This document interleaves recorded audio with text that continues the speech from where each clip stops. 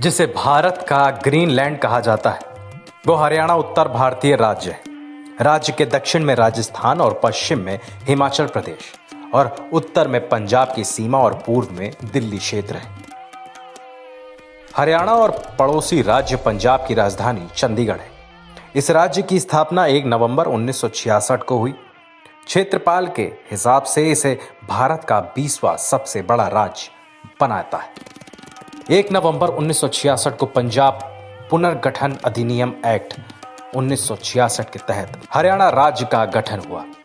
23 अप्रैल 1966 को पंजाब राज्य को विभाजित करने और नए हरियाणा राज्य की सीमाएं निर्धारित करने के लिए भारत सरकार ने जेसी शाह की अध्यक्षता में शाह कमीशन की स्थापना की।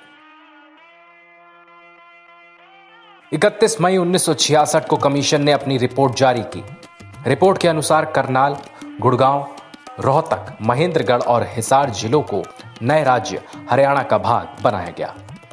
साथ ही इसमें संगरूर जिले की जींद और नरवाना तहसील और नारायणगढ़, अंबाला और जगाधरी तहसील को भी शामिल किया गया। साथ ही कमीशन ने सिफारिश भी की कि चंडीगढ़ पंजाब की राजधानी में शामिल खराद तहसील को भी हरियाणा में शामिल किया जाए, जबकि खराद के छोटे से भाग को ही हरियाणा में शामिल किया गया। चंडीगढ़ राज्य को केंद्र शासित प्रदेश बनाया गया था, जो पंजाब और हरियाणा दोनों राज्य की राजधानी बनी हुई थी। भगवत दयाल शर्मा हरियाणा के पहले मुख्यमंत्री बने। पंजाब से अलग होकर बना हरियाणा आज अपना 55वां स्थापना दिवस मना रहा है। आज ही के दिन सन 1966 को हरियाणा राज्य का गठन हुआ था। तब से लेकर आज की तारीख तक हरियाणा में काफी बदलाव आ गए।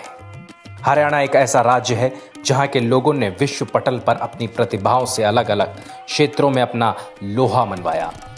खेल, शिक्षा, सुरक्षा समेत तमाम क्षेत्रों में नए कीर्तिमान स्थापित किए। हरियाणा का रहन सहन, खान पान और बोली इसे बाकी राज्यों से अलग बनाते हैं।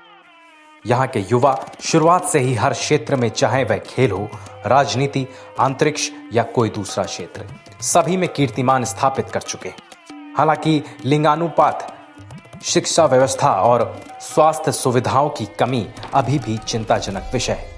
हरियाणा राज्य में 22 जिले और उनका गठन कब कब हुआ ये जानते हैं।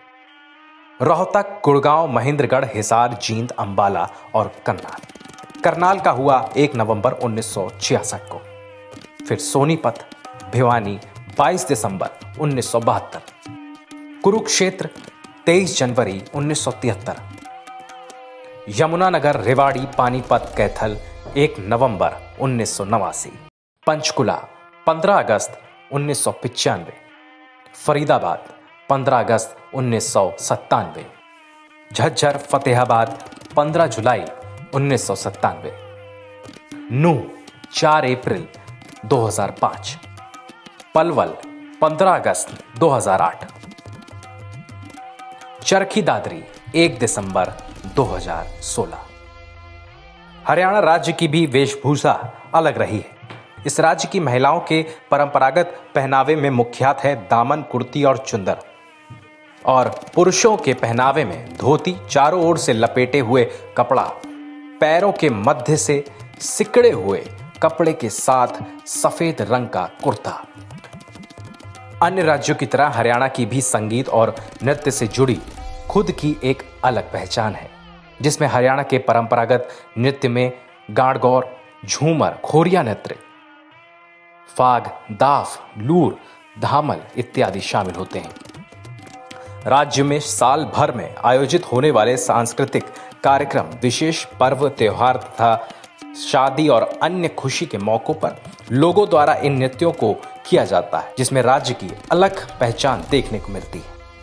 नृत्य कला के साथ साथ संगीत कला भी हरियाणा में अच्छा खासा प्रचलन और विस्तार हुआ है, जिसमें शास्त्रीय संगीत और लोकगीत, जो कि ग्रामीण जीवन से जुड़े होते हैं, इनको भी काफी पसंद किया जाता है।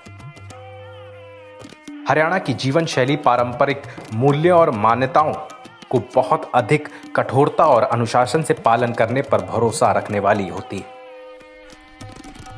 बात करें समाज व्यवस्था की, तो पूर्व काल से घर परिवार में बड़े बुजुर्गों का आदर और सम्मान किया जाता है।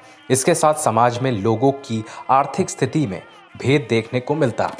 एक समय तक हरियाणा राज्य के कुल आबादी की संख्या में महिला और पुरुषों के लिंग अनुपात की संख्या में काफी ज्यादा अंतर देखने को मिलता था और पूरे देश में इस राज्य की स्थिति इस विषय में काफी चिंता और चर्चा का विषय बन गई थी। पुरुषों की तुलना में यहाँ महिलाओं की संख्या में काफी बड़ी कमी थी, जिसको संतुलित समाज नहीं कह सकते थे। हाल फिलहाल में बेटियों के जन्म संबंधी कठोर कानूनी नियमों के चलते स्थिति में सुधार के आसार नजर आने लगे। और ये वही राज्य है जिस राज्य से कल्पना चावला, जूही चावला, मानुषी चिल्लर, गीता फोगाट, साक्षी मलिक जैसी महिलाएं देश दुनिया में प्रसिद्ध हो गई। वहां पर बेटियों के जन्म की संख्या में सुधार आना निकट भविष्य के लिए अत्यंत आवश्यक बात बन जाता है। हरियाणा वैदिक काल की समृद्ध सांस्कृतिक विरासत में डूबा हुआ है। हरियाणा भारत में सबसे धनी राज्यों में से एक है और ये दक्षिण एशिया के सबसे अधिक आर्थिक रूप से विकसित क्षेत्रों में से भी एक है। Bureau report, V news.